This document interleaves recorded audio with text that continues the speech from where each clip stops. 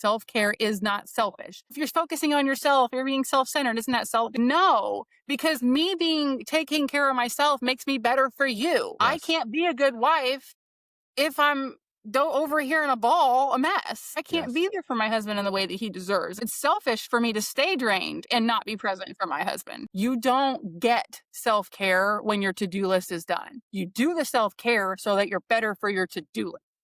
You got to switch priorities. You are listening to the 5 a.m. podcast, and today is your day.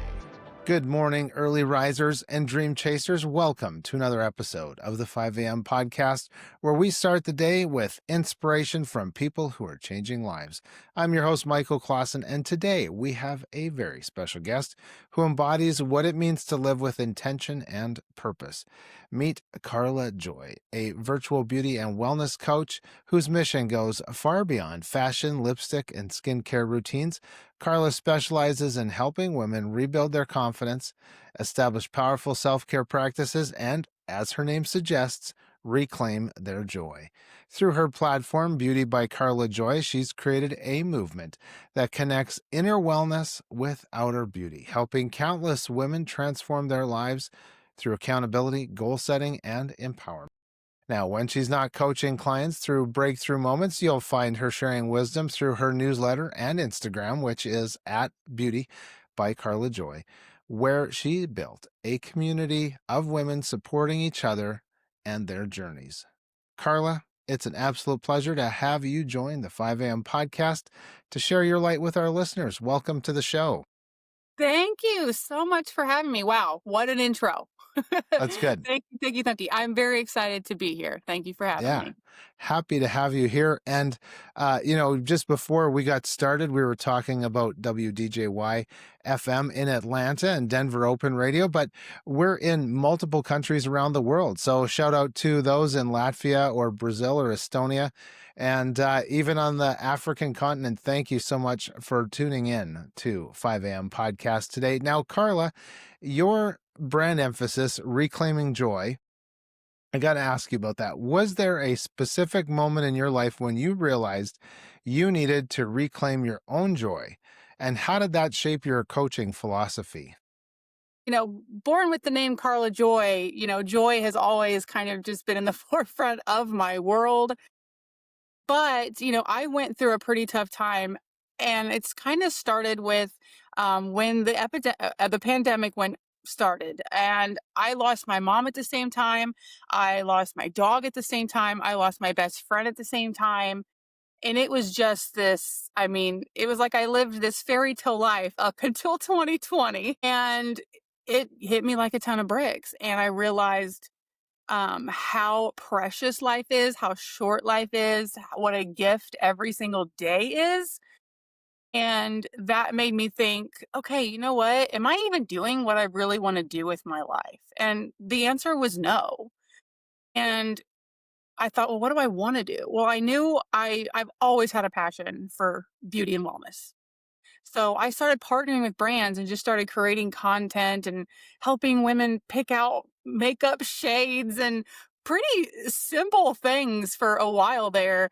But I found myself, like, while I was doing these consultations with them on skincare or makeup, it was not just surface. It was not skin deep. It was helping them on a real level. And I started getting messages and feedback and people thanking them or thanking me for helping them through really tough times, or getting emails like, hey, I've been watching your makeup tutorials live for the last 6 months while I was getting chemotherapy, and it helped me through my treatments. I had no idea the impact that I was having just showing someone how to contour or do an eyebrow look.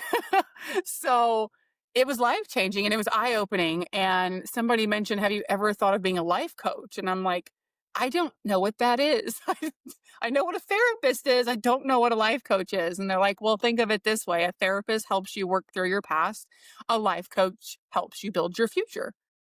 And I thought, oh, wow. And I'm a very goal oriented person. I'm a runner, so I'm always setting physical goals for myself.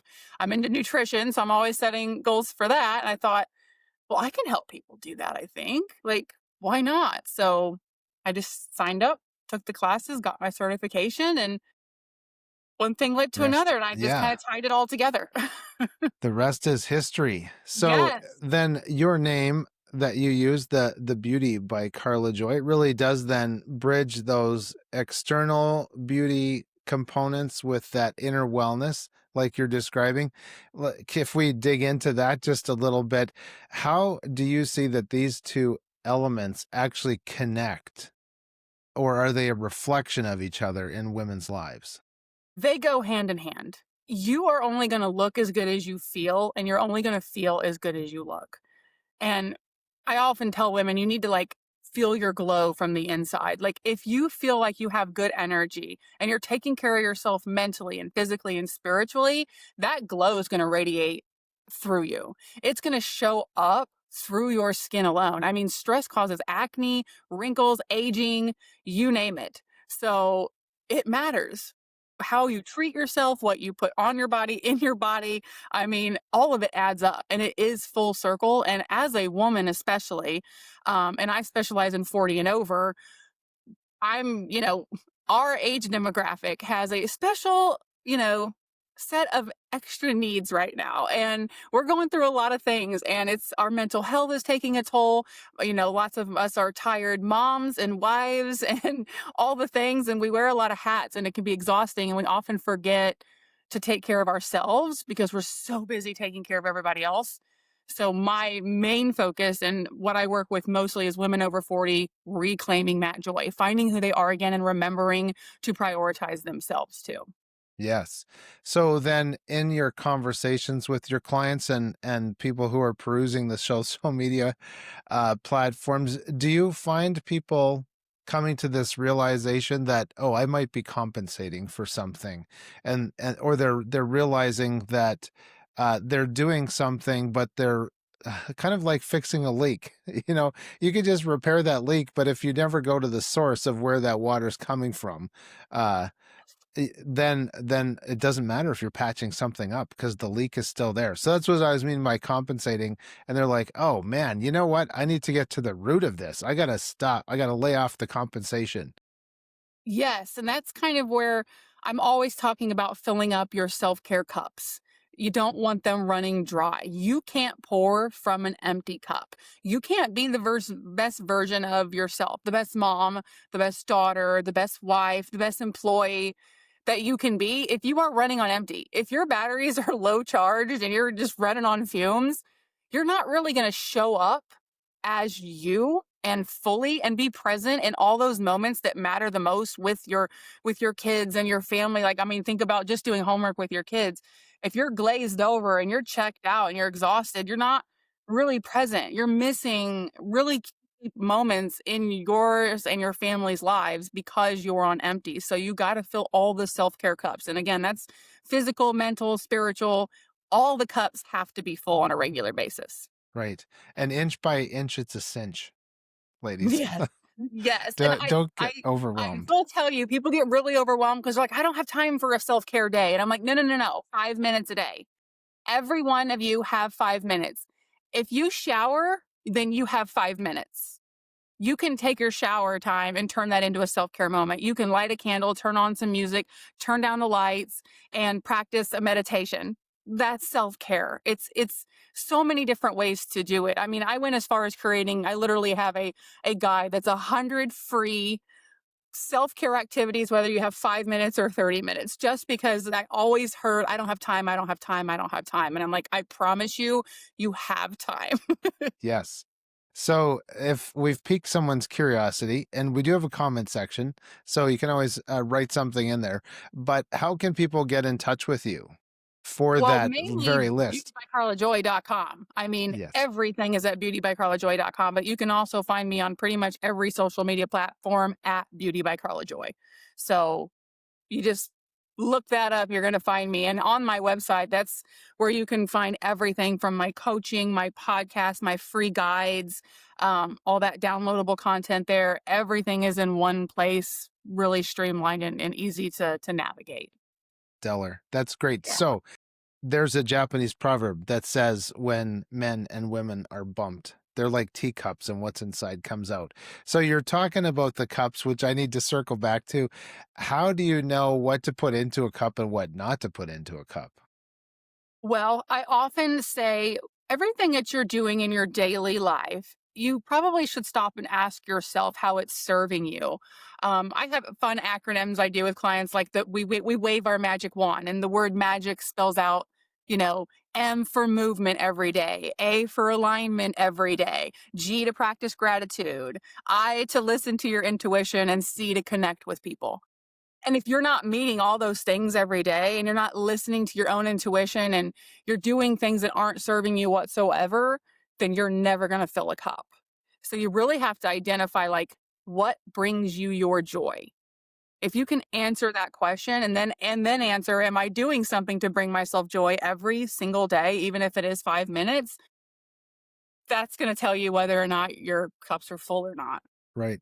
And so I've heard the phrase to ask oneself, does it steal my peace or does it give me peace? And I think I know in our home that's been a great metric for if we're heading in the right direction or not. But we've mentioned the social media platforms, and sometimes they feel like we're getting badgered by a neighbor we don't know. Can you maybe talk about the power of saying no to certain things that would be stealing our peace? Absolutely. In fact, my entire theme of the second half of November is protect your peace because we're getting ready to go into the holidays. Yes. And this is one of the highest stress level times, especially for women. Because again, we're organizing, we're shopping, we're cooking, we're cleaning. And we don't know how to say no very well. And boundaries are so important this time of year. So I try to practice now, like get ahead of the hustle and the bustle and start protecting your peace and learning to say no. And a lot of times I do exercises and I'll say, this is what you're going to tell somebody. I just don't have the capacity to do that right now. But if some time opens up, I will let you know. And that's a really good way to not just say no or feel abrasive or feel like you're letting people down. If you word it in an honest, raw, real way, then people are going to respond and say, "Oh, okay, I got it." They'll get the vibe, right? They're going to know, okay, she's overwhelmed. And you leave the door open because maybe next week you feel some more energy, and you're like, "Hey, you know what? I can make that cookie chip in that I said that I said I probably wasn't going to make or whatever." Um, Hmm. that kind of thing. But just I would suggest trying to use that phrase as much as possible right now.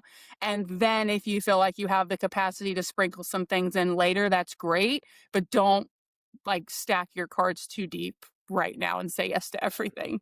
Yes, and the power of saying no really can free ourselves up to feel better that we actually stood up for ourselves and Yes. said, "Oh, I finally did it. It only took me 42 years, but I don't have to be a people pleaser." That is And very hard.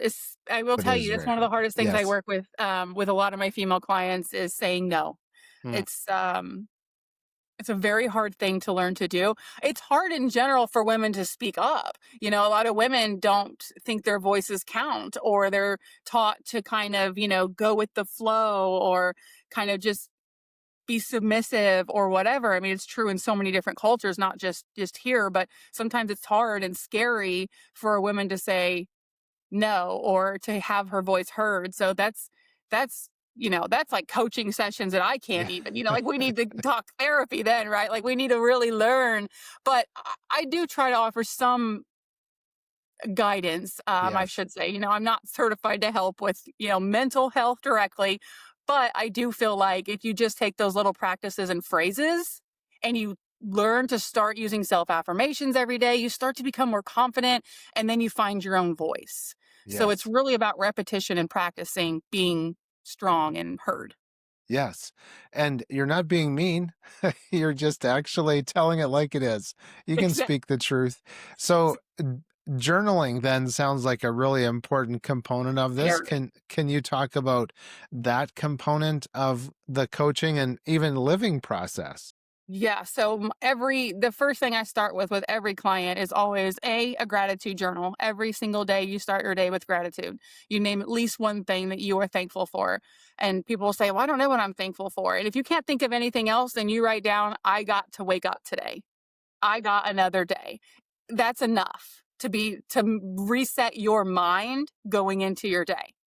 Because already you're ahead of the game. You got another day to live, right? So there's always something to be grateful for. So that's number one. And then positive affirmation of the day. So always tell yourself something that maybe you don't believe right now, like, I am strong, I am confident, I am beautiful, I am successful, whatever it is. And I promise you, you say that every day, even after 1 week, you will start to believe it. And you'll even notice that you say it with more intention, that you start to say it louder or stronger. And I even go as far as telling everyone, put these things on post it notes and put them everywhere that you would see them multiple times a day. Maybe it's at your desk, maybe it's in the bathroom mirror, maybe it's on your refrigerator, where you're going to see it all the time because repetition trains your brain to believe it. So it's important to just constantly keep it around you. You don't want that to be like out of sight, out of mind. You want it present and right in front of you and tangible and seeing it all the time. And you will start to just kind of walk the walk instead of just talking it eventually. Yes. Yes. Uh, a few months ago, we had my friend Jim Tracy on, lives not too far away over in Idaho from our place. No one will sleep any better knowing that. But the reason I wanted to bring Jim up was because he had this phrase given to him when he was a young employee. If it's to be, it's up to me. And when he said that to me, I was like, "Oh man, that takes a bit of effort to not only say it, to be willing to say it, but then that repetition, and eventually I will believe that if it's up to me, if it's to be, it's up to me." And so the repetition and the writing down and making it plain are excellent, excellent ways to help us change and to move forward and to bring some of that hope into our future and our life. So I want to ask you then, in your coaching materials, you mentioned helping clients that break through barriers, phrase that I mentioned in the lead up to our interview. What's that most common barrier that you see as holding women back from their potential? Fear. It's always fear. It's a matter of figuring out what is it they're afraid of. And usually it's failure. Almost 9 times out of 10, it comes down to they're afraid to try because they've already convinced themselves that they're gonna fail. So it's one of those like, "Why start? I'm never gonna finish," kind of thing. So which to me then redirects, then we need to work on confidence. We need to work on self-love because you've given up on yourself before you've even given yourself a chance, right? So it usually all boils down to fear. And then the fear has to be rebuilt through confidence. I mean, that's most of the time that is the case. Yeah. Yeah, and whatever has been built can be torn down. Whatever's built can be remodeled. And it's Yes. okay if you feel like you need some remodeling work. And I know coming from the perspective of a man and a husband and an uncle, um, ladies, it's okay to keep things from guys because that's what your women are for. And I'm probably going to step on some toes, but there's just certain things you don't have to tell the men folk in your life. That's what your sisters and other ladies are for. Can you talk about that accountability amongst women in their circle of maybe friends or church or family? Yeah, I mean, one of the most important things you can do is surround yourself with others who are going to uplift you. If you constantly leave feeling deflated talking to the same person, that person probably isn't serving you in your life, and maybe we spend less time with that person and we spend more time with the people who are encouraging us to better ourselves, who are also bettering themselves. If you see them working on improvement, no matter what that improvement is, that's going to motivate you. And then that's going to, in turn, they're going to see you doing it. And it's going to become an accountability partner situation. And I'm a strong believer in accountability partners. Get in a chat with someone, make a buddy, and share whatever goals that you're working on and have a weekly check in or a daily check in, whatever feels like the right cadence for you and that accountability partner. But that's kind of what I am as a life coach. Is I'm your accountability partner more than anything. I mean, obviously I'm giving you more advice and guidance and giving you more tools and resources, but at the end of the day, you're just checking in with me. And sometimes, if you can't afford a life coach or you don't want to talk to a stranger, maybe that's a case, right? Find an accountability partner with someone that's already in your network or go find somebody. There's so many different women's groups. You've got different book clubs and Bible studies and pottery, committees. And there's a million places to meet other women who would love to connect and they have goals of their own. So bring yourself closer to people who radiate positivity, who radiate change, who radiate progress, and remove yourself from the people that are tearing you down and not making you feel Hmm. good. Yes, those red flags. And Yeah. as you were talking, I was thinking, the vampires are not just on the silver screen and near Forks, No, Washington on Twilight, right? they're Like not. we They we are have not. to we got to be careful of the time vampires and the emotional vampires. I mean, there's some people out there. I realize they need some help too, but it's not our responsibility to be that person for them. And we'll talk a little bit more about accountability. And I'd love to get into the conversation of authenticity versus vulnerability, but accountability and goal setting, because as we're writing things down and making them plain and kind of getting that vision of where we want to head, we do need to find accountability partners like you were talking about. What is your approach when a client calls you up and they're continuously struggling to meet the goals they've set? Well, first thing I'm going to ask them is what what do you feel is the reason that you haven't done this today? Like we agreed you were going to do this today. What got in the way? Usually it's time,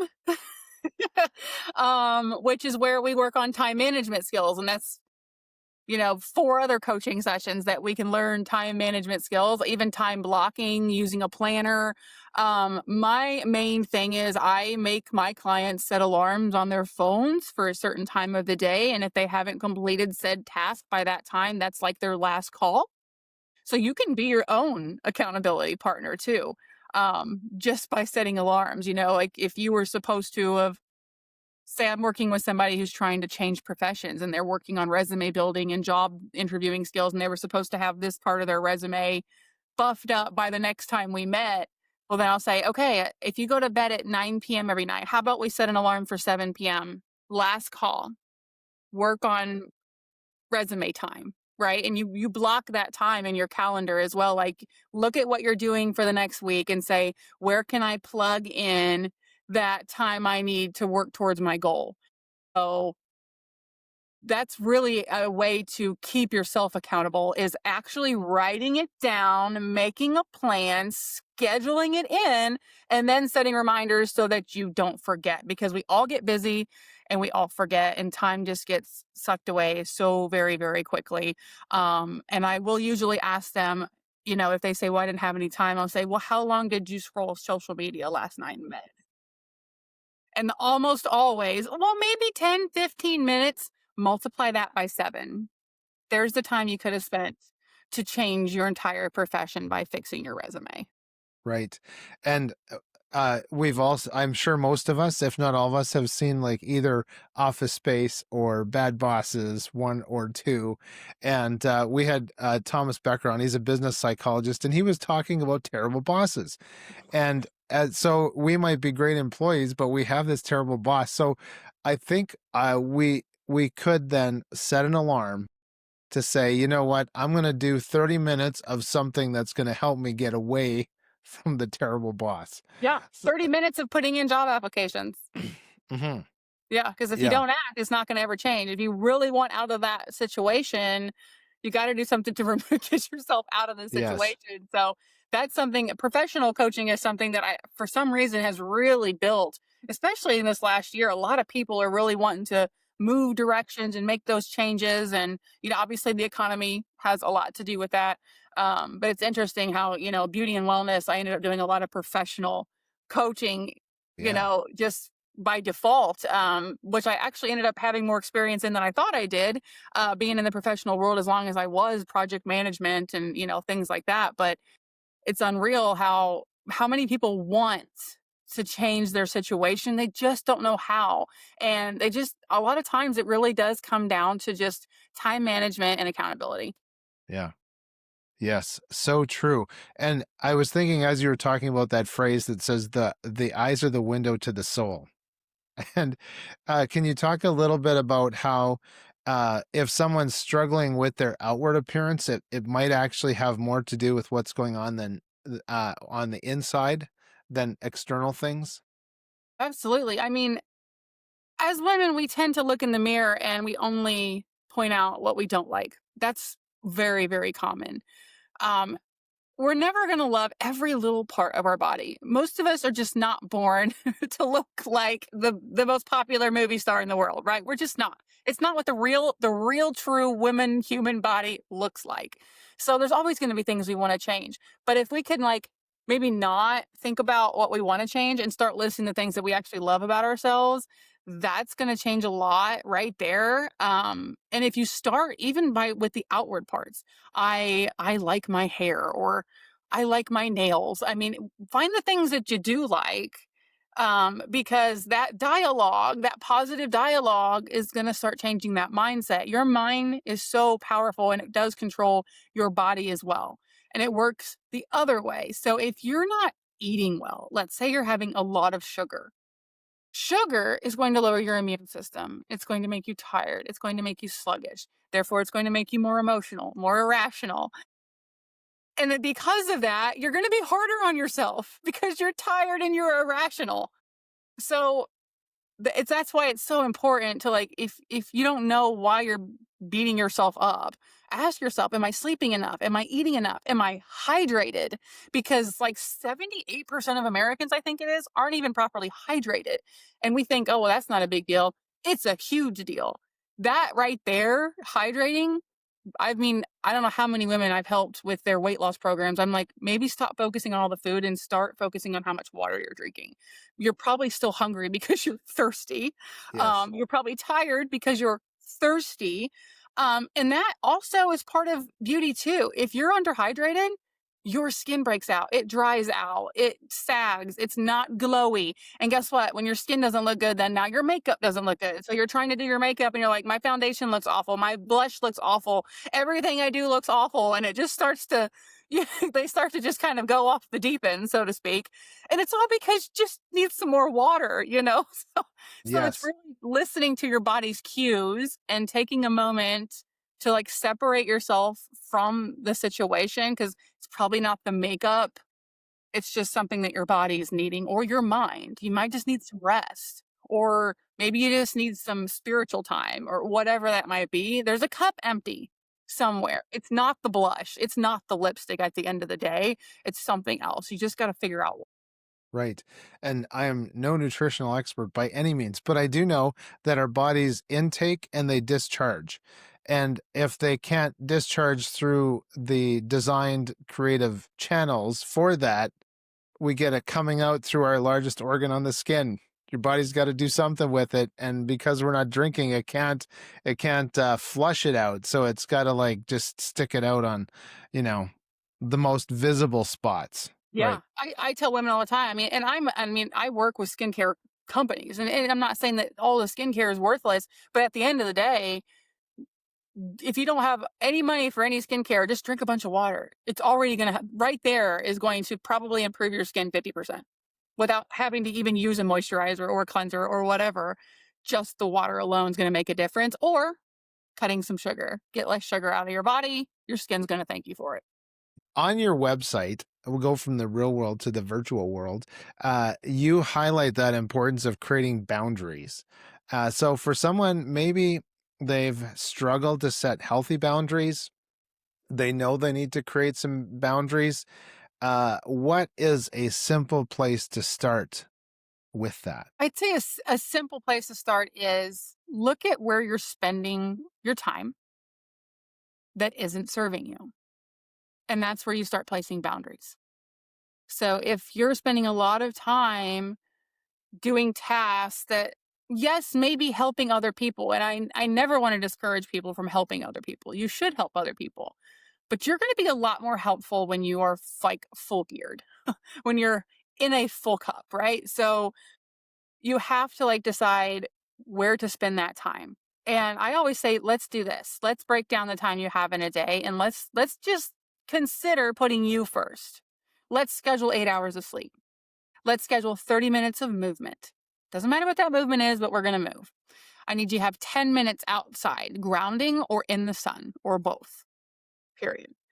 And then let's, see what time we have to put in some self-care each day. It's maybe 5 minutes one day, might be 15 another. Once those things are in place, next is family. So you add in dinner time with family, homework with the kids, date night with hubby, whatever those things might be, right? Once all those things are full, obviously your job is automatic. You have to do your job, right? We'd love to cut that boundary, but we have to make a living. But once those things are full on that calendar, then decide, go look and see what time you have left. And I bet you'll be a little greedier with the time when you really see it visually, what little time slots you actually have left. And you'll realize real quick that all those little self care ones never existed at all. And once you put those in, you're going to have less helping time or, being delegated to time, whatever. So I think the visual thing, though, helps people set those boundaries. And then also delegating, because by delegating tasks to your family members or other people, things that they can take on, you're setting your own boundary by doing that too. You're kind of saying, look, I have enough. I'm full. Let's put some task on you, whether that's your husband or your kids or whatever, because that's going to create a boundary. And then people are going to realize that, like, she has a limit. She's a human being. She's not Yes. robot mom or robot wife or whatever. And she's maxed out clearly, right? So by delegating a few tasks, I think sometimes that also makes those people realize that, oh, I guess she's busy. But if you're always saying yes, people don't know you're overwhelmed if you don't tell them you're overwhelmed, right? So if you don't push back, they're just going to keep going. If you give an inch, they're going to take a mile. So stop giving the inch every time, right? So I think by doing those practices, you're going to put boundaries up without really realizing you're actually putting up boundaries. Yes. Well, and it's great to look at the schedules too, because I kind of feel from what you're saying, thinking back to my maybe my adolescent years, childhood years, or something like that, it was almost kind of like my parents had this radar of, oh, if you're playing a video game or watching a cartoon, that must mean you have time for a chore, and that chore took time. Some sort of task off my parents, and certainly working together, they were never afraid to delegate. That's that's for sure. But Right. Right. I I want to ask you a little bit more about beautybycarlajoy.com, because you have a section called Rejoice, which I think is a great activity. Can you tell our listeners about how they can find some inspiration behind that title, Rejoice? Yeah. So Rejoice is actually the legal name of my life coaching business. I named it Rejoice Life Coaching, because rejoice means to celebrate. And that's what we really don't do enough of. We don't celebrate all our wins. We don't celebrate waking up every day. We don't celebrate because we got to eat today. Like, so many little things that we don't really think about, that we take for granted. And it's really all about celebrating life and enjoying every single moment, because it all really does matter. And I am Christian, so the word rejoice just stands out to me a lot when I'm reading the Bible or I'm in church. So that word just, it resonated. And since this is a phrase that comes from joy and to Yes. celebrate, it just kind of made sense that that's what I wanted my life coaching business to be about. It's about rejoicing, celebrating, and finding your joy. So if you can find ways to rejoice every single day for all the little things, it's going to change your mindset Right. significantly. Yes. So if you've lost your joys, you can rejoice. There you go. Yes. Get another Yes. one. Yes, absolutely. And you're going to have good days and you're going to have bad days no matter what. And people often ask me, they're like, you always seem so put together. No, absolutely no, no, and no. I am not put together. I have my hard days too. Some days are harder to rejoice than others. It's it's never you've like hit the goal, right? You're never like, okay, I'm perfect now and I'm happy and I don't have any problems. That's never going to happen. It's about living through the storm. It's about growing through the challenges. It's about enjoying the journey. It's not the end result that matters. It's how we're getting there. And that needs to be more of the focus. And that's what I mean when I say find your joy, because no matter what's going on, it's there somewhere every single day. Yes. I've noticed an ad out lately that links passion and joy. And of course, joy is different than happiness. Uh, certainly, having a passion could be the fuel for our joy, or joy could be the fuel for our passion. Do you want to talk a little bit about connecting what we're passionate about and our mindset and philosophy in life?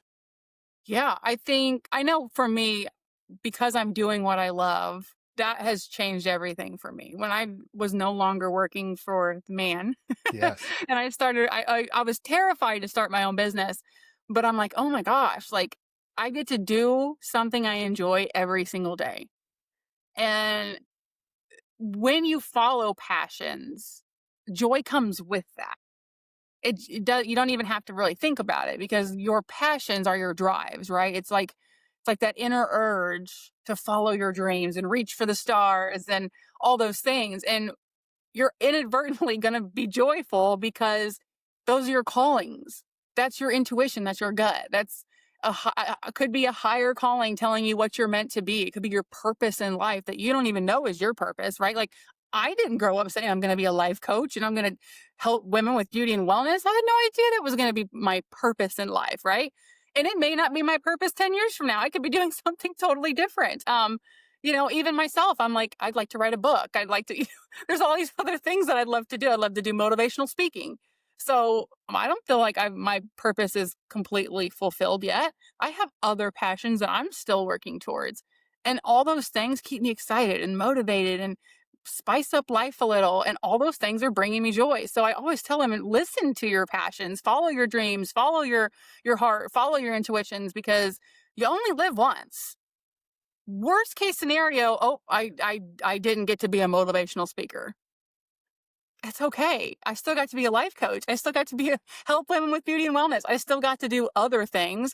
Not every dream is going to come true, but if you don't try, you're never Yes. going to know, and there's nothing to lose. Yes. Yes. If we don't have those uncommon efforts, we'll never have the uncommon outcomes. Now, wanted to ask you about your newsletter. What kind of exclusive content is in your newsletter that your subscribers might be able to receive and put some wind in their sails? Yeah. Well, my newsletter is kind of two part because I do life coaching and because I work with a lot of brands, beauty and wellness brands. So I'm always like connecting ways to practice self care or find your joy with products or things that you can do to help with those things, right? So I do a once a week, like a weekly recap that I go out and I'm like, these are the products I recommend for, if you're looking for something with wellness, if you're looking to sleep better, if you're looking for a new makeup product that is clean and certified and ethically sourced and gives back to good charities, because all those things, any brand I work with, it's vetted. It is, I mean, I'm very, very selective. I've been doing this for years and I think I work with 10 brands and I've been approached by probably 10,000, but I will not work with brands or promote them with things that I don't use personally, love them personally. They have to be clean, very, very clean ingredients. And I don't mean American certified clean. I mean like European certified clean, which is two completely different things, I might add. And then it has to be ethically sourced, and their company has to do something that gives back in some way that is putting good into our world. So that's some of the content you're going to see from me. And then I have exclusive discount codes and things like that with those companies that people can use. But the part I like better is like my coaching corner newsletter that comes out, because obviously that's my bread and butter. But I do a coaching corner where you get exclusive, like a beauty tip of the week, you get a coaching tip of the week, a motivational tip of the week, things like that. And then I'll also put out new free guides that are exclusive, or even some of my paid guides. I will put a exclusive discount code in there, or giveaways. My love language is gift giving. So you will, if you follow me, I do giveaways everywhere. Right now, we're doing the 12 days of giveaways we just kicked off from now till Christmas. I'm hiding little giveaways in my emails, my text services, my VIP groups, different little things for them. Because I just think that that's fun, and being able to give back to the people who are supporting me and part of my community, that's a big deal to me. So I'm always doing fun things like that. So you're going to find those kind of things in the newsletter too. And sometimes I give away products. Sometimes it's a gift card. Sometimes it's a free mini session with me. For life coaching, whatever topic that you're looking to work with. A little bit of everything. If it has to do with coaching, beauty and wellness, it's going to be in those newsletters. Right. And you get what you pay for, people. Am I right? We do. We've all Yeah. had usually we get that I was going to say buyer's remorse, but there's the other side of it too, where you're really thankful that you actually found something that was worth the value that you put out for it in your coaching packages. And when you develop these packages, what was the most transfer, or what was the transformation you most wanted to help clients achieve? For me, it always boils down to helping them find their joy.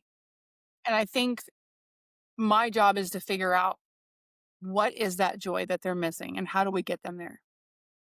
That's my job. That's what my job is to do. And then to give you a plan.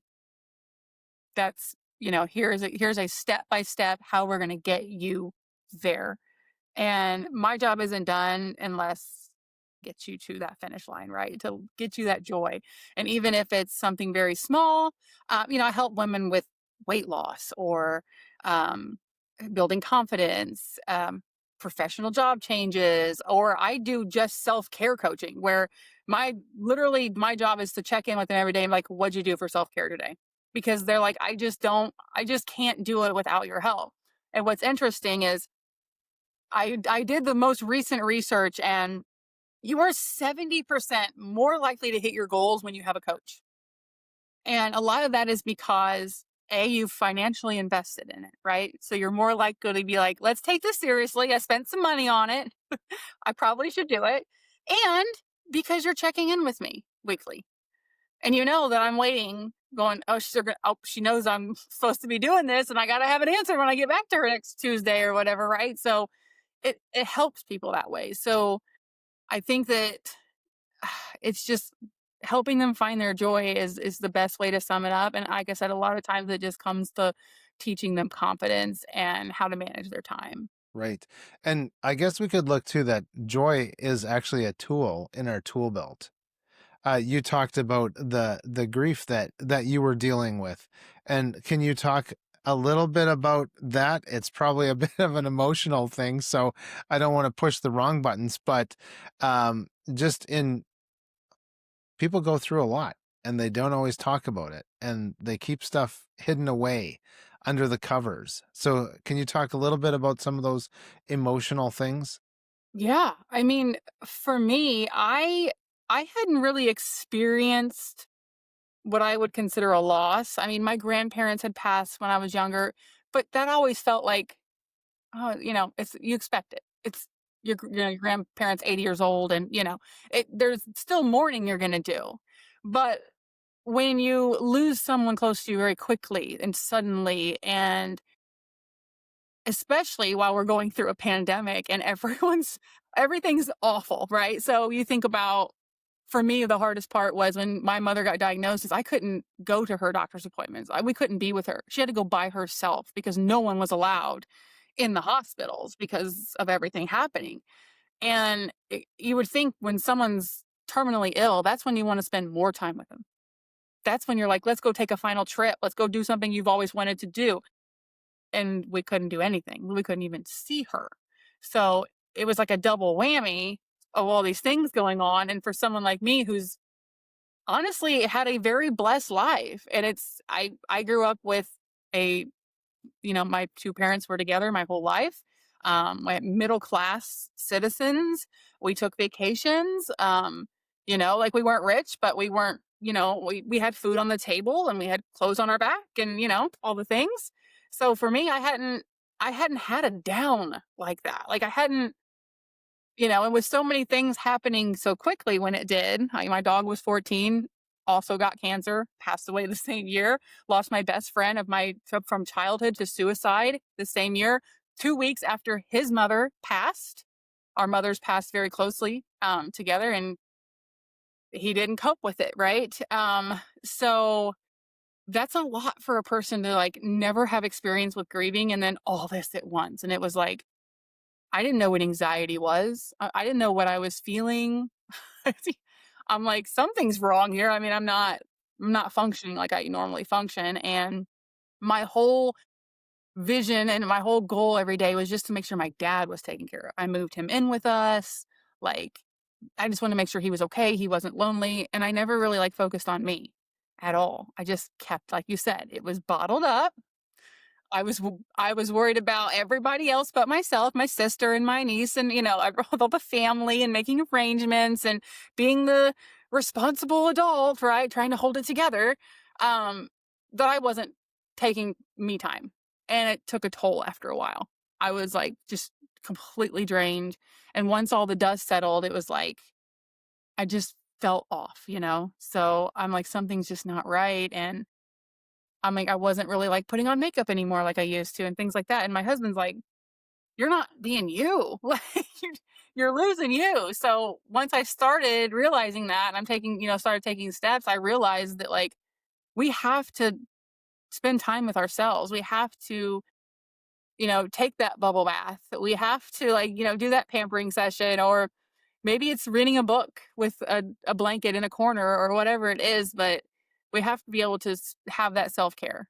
That's Yes, it really it will heal all those wounds that we don't even know that we have that's right. when you fill those batteries up. So it's more impactful than we realize. Self care is the kind of like the foundation of everything. We have to learn that we do have to put ourselves first, and self care is not selfish. And I say this so many times in my podcast, so many times when I'm doing live tutorials, because I hear it.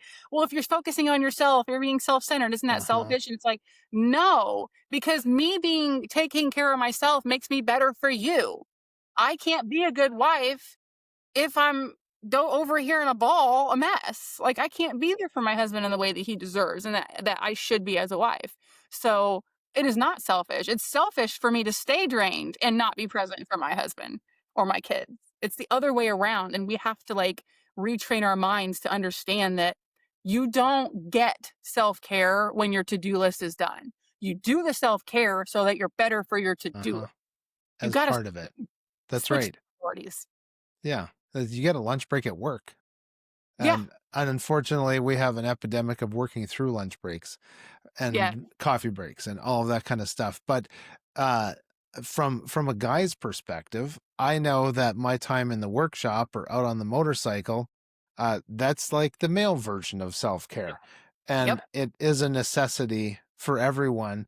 And we absolutely do have to plan for it. And so this gets kind of into routines. And we talk a lot here on 5 a.m. podcasts about morning routines, and then, of course, there's routines on the other side of the clock, and those are just as important. Yes. If you think of like so coming from a Christian perspective and thinking of what you hear in the Bible about the Sabbath rest, and then even how the traditional Israelite families would they actually start they start their day with rest. So we start our week with rest. And if your day starts with rest, because it starts when the sun goes down, that means that we can have some routines and schedules that are going to benefit us for the day when we're awake. So, do you have maybe some nighttime? Now, they could be beauty rituals, or they could be more personal rituals for some optimal wellness. Do you have a couple tips for us there? Oh, absolutely. Absolutely. I have rituals for morning and night. And if you watch me live, I do live get ready with me, makeup, hair, things like that during the day. But I also do nighttime lives where we do skincare, or maybe it's a fashion try on haul or whatever. But I always tell you to whatever routines you have, turn it into a ritual, not a chore, because it's two different things. So again, like I mentioned earlier, your shower can be a ritual. Yes. You can take that time because a lot of times moms will tell me, I don't get any alone time except for I'm in the shower.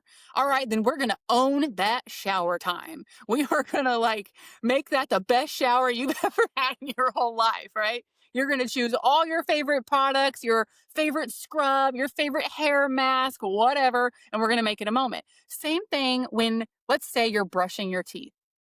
Brushing your teeth is probably not fun for most of us. Most of us are like, okay, I just gotta get this. You're half asleep probably because you've been watching, whatever on TV, and now you Uh-huh. still gotta get to bed and you're trying to just get the teeth done. Instead of making it like, oh, I gotta go brush my teeth. I get to go brush my teeth because that's the time of day where I'm gonna listen to my favorite song, or I'm gonna light my favorite scented candle, or put on the Yes. aromatherapy or whatever it is that you would look forward to because this is going to be different for everybody. You got to decide what would make me look forward to doing that.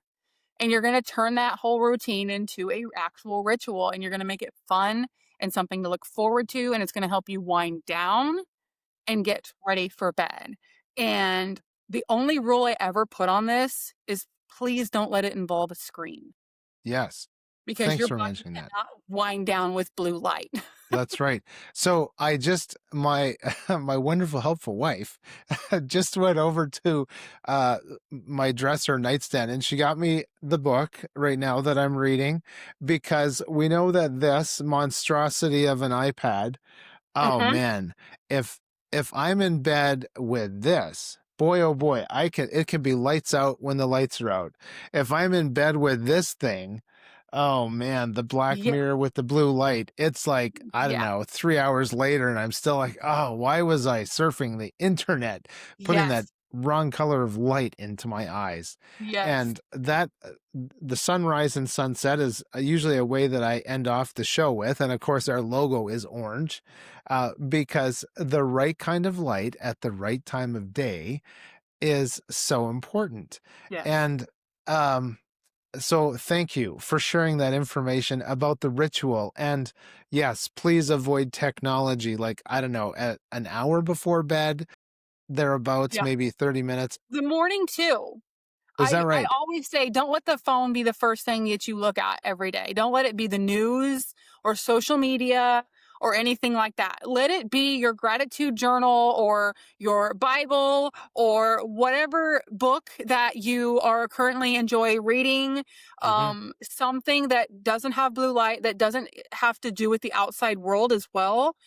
So that you're not immediately taking on all the crazy that's going on in the world. Instead, start your day with that kind of a ritual with something meaningful and slow, and also get outside as fast as possible if you can, even if it's for a few minutes, just to start letting your body know it's time to wake up, get the light, get the fresh breath of, Yeah. air. Yes. Spend that time with nature and yourself, not with the rest of the world. Yes. So good. As it says in the Holy Bible, it says, guard your hearts and minds.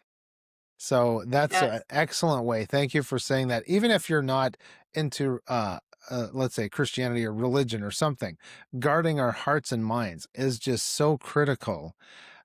You can still There's, connect with nature, that's whether right. you are, in, religion or no religion, you can still connect with nature because nature is, I mean, we have to have sunlight, we have to have water, we have to have Yes, air.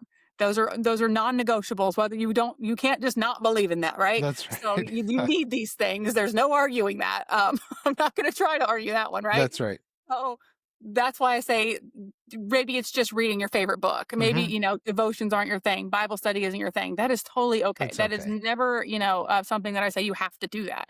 But you can grab a book or a Hmm. Sudoku puzzle. You could do Yes. a puzzle. Yes. That if you like to do a crossword, something like that, that's okay too. A mind exercise.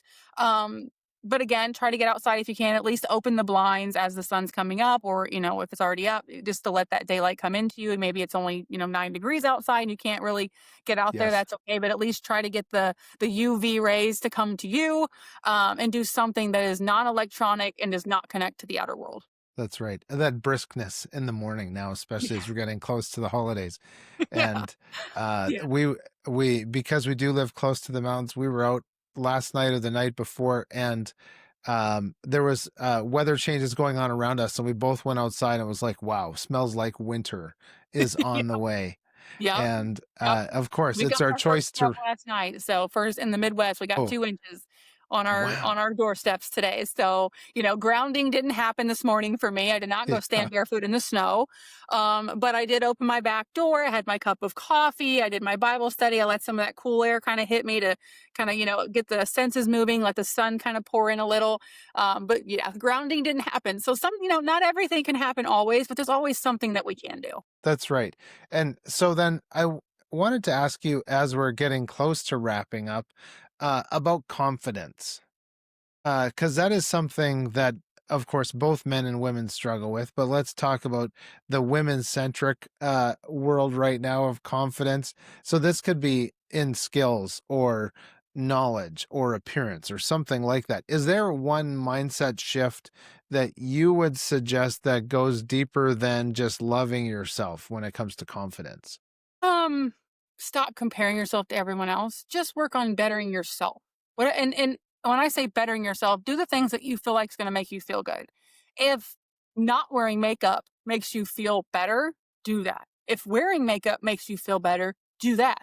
Don't do anything because you see other women doing it. Social media is obviously a place of all kinds of comparison. Yes. And what I tell women a lot is keep in mind when you're watching a woman's social media, it's a highlight reel.